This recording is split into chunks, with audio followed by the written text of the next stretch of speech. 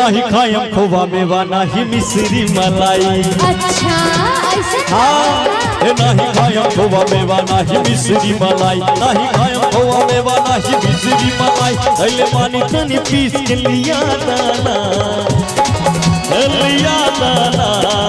एक गणेश के मम्मी, एक गणेश के मम्मी बस पाभर भाग किया दाना।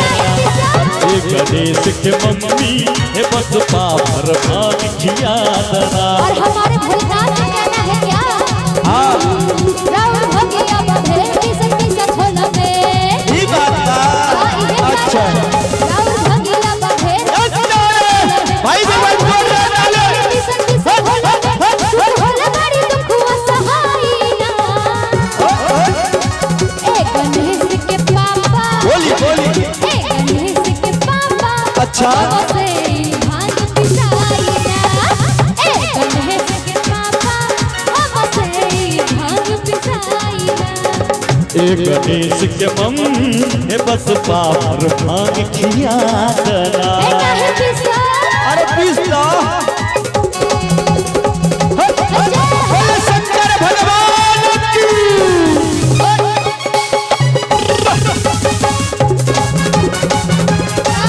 क्या बात है?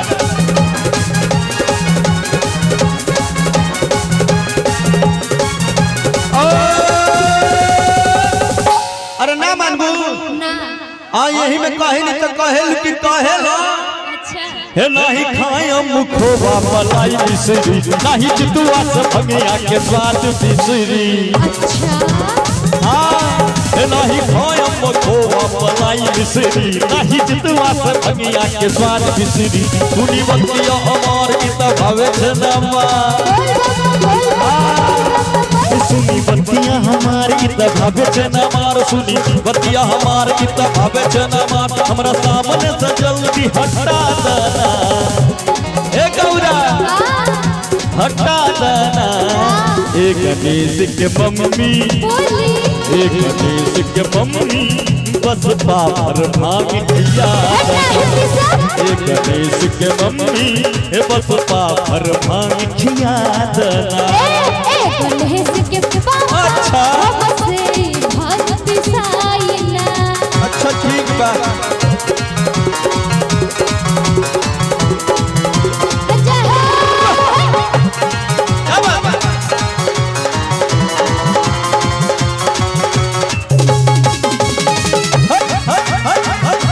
और आज सारे भक्त मस्ती में हैं, ऐसा लग रहा है ना सारे भक्त मस्ती में हैं। इसलिए मस्ती में है, कहते हैं अकाल मृत्यु वो मरे जो काम करे चंडाल का, उसका काल क्या बिगाड़े जो भक्त हो महाकाल का।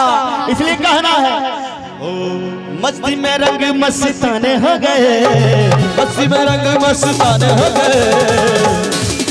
वो भोले तेरे नाम के दीवाने हो गए, वो भोले तेरे नाम के दीवाने हो गए, वो भोले तेरे नाम के दीवाने। और इसलिए कहना है अच्छा भोले बाबा के दीवाने कौन कौन हाथ उठाएं? जो भोले बाबा के दीवाने हैं सभी कोई कहते हैं जो भोले बाबा के दीवाने हैं उसे हो यार भी मिलेगा, दिलदार भी मिलेगा। अरे यार भी मिलेगा, दिलदार भी मिलेगा। सब कुछ उसके हाथ है, करने की क्या बात है। ए भोले बाबा अपने साथ है, तो भोले बाबा अपने साथ है। तो यार भी मिलेगा, दिलदार भी मिलेगा, यार भी मिलेगा, दिलदार भी मिलेगा। सब कुछ उसके हाथ है ए गौरा, तो सब कुछ उसके हाथ है।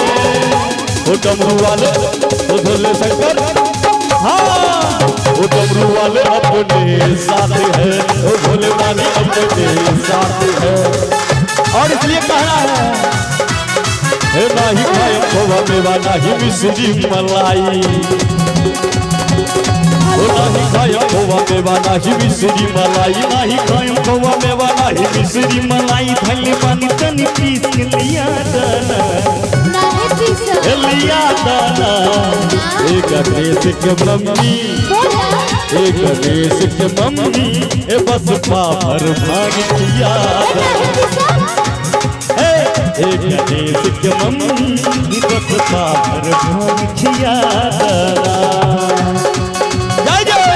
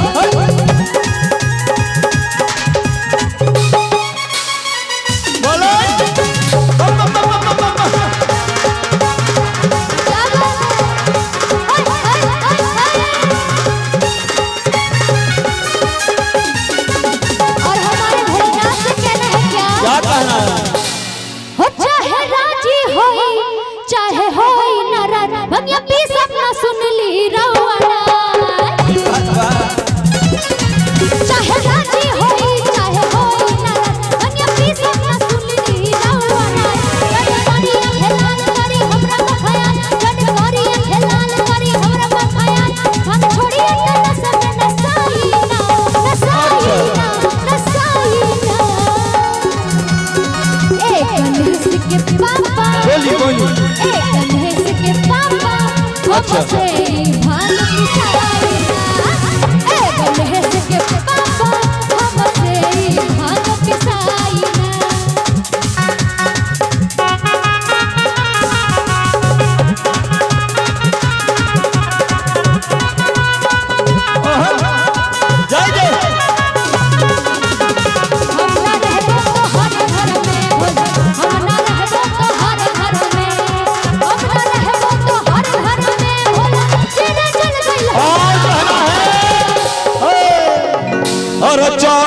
जिंदगी हजार वो झमेला और 4 दिन का जिंदगी हजार वो झमेला 4 दिन का जिंदगी हजार वो झमेला भक्ति में डोलना रे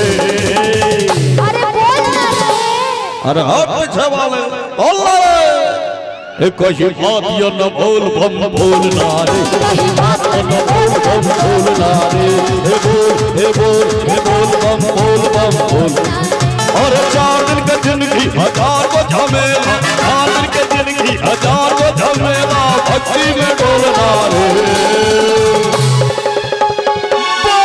बोल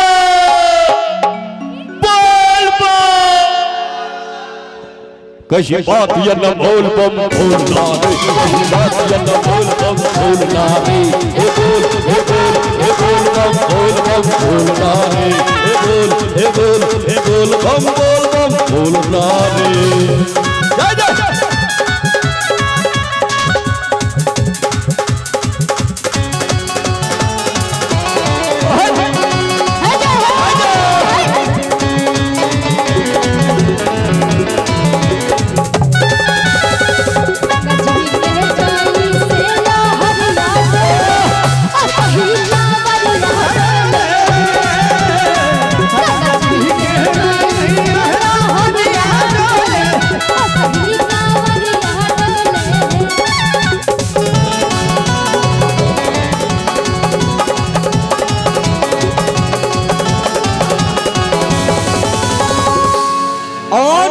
कहते हैं हमारे बाबा जो हैं बड़े भोले दानी हैं इसलिए उनके लिए कहना है वाह भोले बाबा तोहर गजब कहानी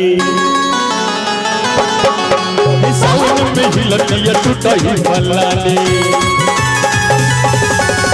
वाह भोले बाबा तोहर गजब कहानी सावन में ही लड़कियां टूटा ही मलानी दीवाना